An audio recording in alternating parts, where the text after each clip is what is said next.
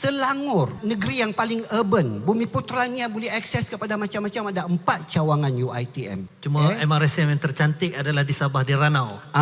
Jadi kami boleh berbangga dengan cantik walaupun tidak cukup. Tapi tidak apalah, bagus. Terima kasih Datuk Pengerusi yang terbaru sebenarnya di Sabah, di Ranau. Dia paling cantik di atas bukit. Jadi terima kasih, Alhamdulillah. Tapi macam saya kata tadi, dia tidak mencukupi. Nombor-nombor yang saya sebut tadi 20% itu, bukan saya kata mesti begitu, tidak. Saya cuma ilustrasikan bahawa keadaan di Sabah dengan kesenjangan yang ada, agihan itu tidak betul. Agihan itu tidak tepat. Mungkin ketidakfahaman dan sebagainya.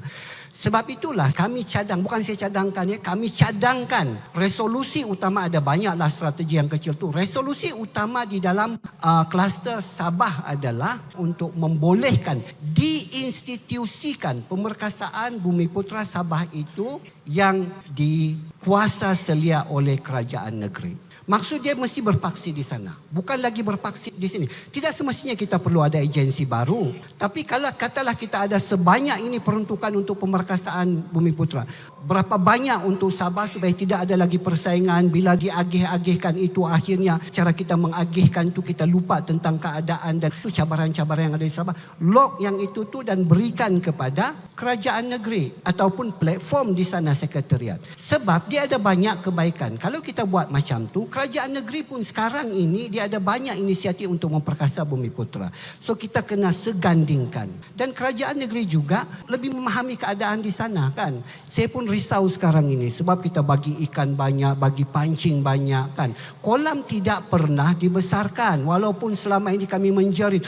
Kolam kami mau besar, kolam kami besar. Tapi kadang-kadang orang tidak faham. Ialah sebab kita datang daripada tempat di mana kolamnya sangat besar, unlimited kan.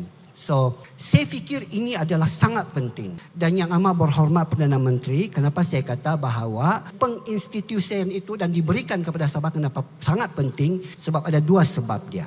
Yang pertama sekali ialah situasi itu nanti akan memberi merit dan legitimasi kepada agenda Bumiputra. Sebab kita tahu dengan keadaan sosial politik sekarang ini sebenarnya ramai orang tidak mesra dengan agenda kita. Malah kita buat kongres ini pun ramai soksek-soksek di sana kan. Tapi kita berpegang kepada prinsip bahawa kita perlu semua ahli dalam negara ini duduk sama rendah, berdiri sama tinggi, barulah kita dapat negara yang kuatlah, mapanlah kan. So kita gunakan prinsip kesaksamaan dan keadilan. Tapi kalau nanti selepas tu orang tengah kata kesaksamaan, tengok Sabah dan Sarawak terpinggir begitu. Sebab setakat ini Sabah ini memang semua adalah paling rendah dalam semua petunjuk untuk pemerkasaan Bumiputra.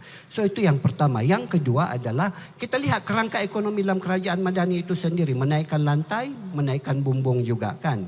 Jadi ramai orang bertanya-tanya, mana lantai yang naik itu, mana bumbung yang naik itu kan, mencari-cari lagi.